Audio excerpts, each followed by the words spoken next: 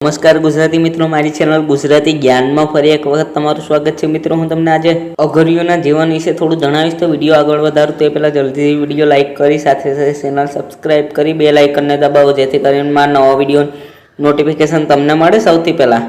અઘોરીના આ પૃથ્વી પર ભગવાન શિવનું રૂપ માનવામાં આવે છે. અઘોરીઓ હંમેશા લોકોનું જિજ્ઞાસાનું પ્રતીક રહ્યું છે. અઘોરીઓનું જીવન જેટલું કઠિન હોય છે તેટલું જ રહસ્યમય પણ હોય છે. અઘોરીઓની સાધના વિધિ સૌથી વધારે કઠિન હોય છે. અઘોરી દરેક વસ્તુમાં એક સમાન ભાવ રાખતા હોય છે. તે સડી ગયેલા જીવાણુનું માંસ ખાવા પણ એટલો સ્વાદ લે છે જેટલો સ્વાદ તે પકવેલા ખાવામાં લેતા હોય છે. તો આજે હું તમને જણાવવા જઈ રહ્યો છું અઘોરીઓની રહસ્યમય વાતો. અઘોરી મૂળ 3 પ્રકારની સાધના કરતા હોય છે: શિવ સાધના, સપ સાધના અને શમશાન સાધના. શિવ સાધનામાં તે સપની ઉપર બેસીને, બાજુમાં રાખીને અથવા તેની ઉપર રહીને સાધના કરતા હોય છે. બાકી બીજી રીતો સૌ સાધનાની જેમ કરવાની હોય છે. આવી સાધનાઓમાં લાશને પ્રસાદના રૂપમાં માંસ અને મદિરા ચડાવવામાં આવે છે. તપ અને શિવ સાધના સિવાયની ત્રીજી સાધના છે સ્મશાન સાધના.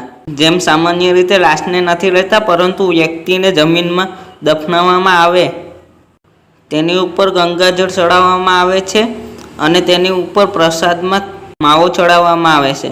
હિન્દુ ધર્મમાં આજે પણ કોઈ 5 વર્ષના બાળક, સાપ કરડીને થયેલ વ્યક્તિને, આત્મહત્યા કરેલ લોકો ઘણી જગ્યા પર અગ્નિદાહ દેવામાં આવતો નથી અથવા તો પાણીમાં પણ વહાવી દેવામાં આવે છે. તે લાશ પાણીમાં વહાવ્યા બાદ તે થોડા જ સમયમાં હલકી થઈ લાશ પાણી ઉપર તરવા લાગે છે.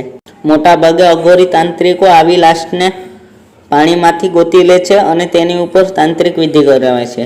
ઘણા ઓછા લોકો જાણતા હશે કે અઘોરીની સાધના એટલી અઘરી હોય છે કે લોકો લાશની સાથે પણ વાત કરતા હોય છે. આ વાત વાંચવામાં અને સાંભળવામાં ભલે ખોટી લાગતી હોય, પરંતુ આ વાતને ખોટી પણ સાબિત કોઈ નથી કરી શક્યું. તેની સાધનાને કોઈ વ્યક્તિ ક્યારેય ચેલેન્જ નથી કરતા. અઘોરીની ઘણી વાતો પ્રસિદ્ધ છે, જેમ કે તે લોકો ખૂબ જ જિદ્દી સ્વભાવના હોય છે. જો તે કોઈ વાત પર અટકી જાય તો તે વાત સાબિત થાય નહીં ત્યાં સુધી છોડતા નથી. જો તેને ગુસ્સો આવી જાય તો તે કોઈ પણ હદ સુધી ચાલ્યા જાય છે. સામાન્ય રીતે અઘોરીની આંખ લાલ હોય છે, પરંતુ તે લોકો જેટલો ગુસ્સો કરતા હોય તેટલું જ તેમનું મન શાંત પણ હોય છે. કાળા વસ્ત્રોમાં લપટાયેલા અઘોરીઓ ગળામાં ધાતુની બનેલી નરમુંડા માળા પહેરતા હોય છે. અઘોરી મોટાભાગે સ્મશાન જ પોતાની ઝૂંપડી બનાવી રહેતા હોય છે અને ત્યાં તેણે પોતાનો ધૂણો પણ સળગાવેલો હોય છે. જાનવરોમાં તે લોકો માત્ર કૂતરાને પાળવું પસંદ રાખે છે. તેની સાથે તેના શિષ્ય જ રહેતા હોય છે, જે તેની સેવા કરતા હોય છે. અઘોરી પોતાની વાતમાં ખૂબ જ સચોટ હોય છે. મોટાભાગના અઘોરીઓ સ્મશાનમાં જ રહેવાનું પસંદ કરતા હોય છે. સ્મશાનમાં સાધના કરવાથી ઝડપથી ફળ મળે છે.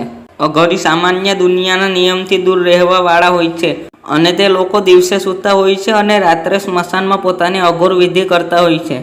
તે સામાન્ય લોકો સાથે કોઈ પ્રકારનો સંપર્ક નથી રાખતા. આજે પણ એવા અઘોરી અને તંત્ર સાધક છે જે પર શક્તિઓને પોતાના વશમાં કરી લેશે. આ સાધના સ્મશાનમાં જ કરતા હોય છે. આખી દુનિયામાં માત્ર 4 સ્મશાન જ એવા છે જ્યાં વિધિ કરવાથી તરત જ પરિણામ મળે છે. પહેલું ભારતપીઠ સ્મશાન પશ્ચિમ બંગાળમાં, બીજું કામાખ્ય પીઠ આસામ, ત્રીજું ત્રંબકેશ્વર નાસિક અને ચોથું ઉજ્જૈન મધ્યપ્રદેશ. તો આ હતું અઘોરીઓનું જીવનનું રહસ્ય. તો બસ મિત્રો, આજના વિડીયોમાં આટલું જ. તો મિત્રો, કેવો લાગ્યો વિડીયો? જો તમને પસંદ આવ્યો હોય તો તમારા મિત્રો સાથે જરૂર શેર કરો અને હા, સાથે સાથે ચેનલ સબસ્ક્રાઈબ કરી લો, કારણ કે હું આવા જ્ઞાનથી ભરપૂર અને રહસ્યમય વિડીયો આપણી સરળ ગુજરાતી ભાષામાં બનાવતો જ રહું છું. તમારો બહુમૂલ્ય સમય આપવા બદલ ખૂબ ખૂબ આભાર.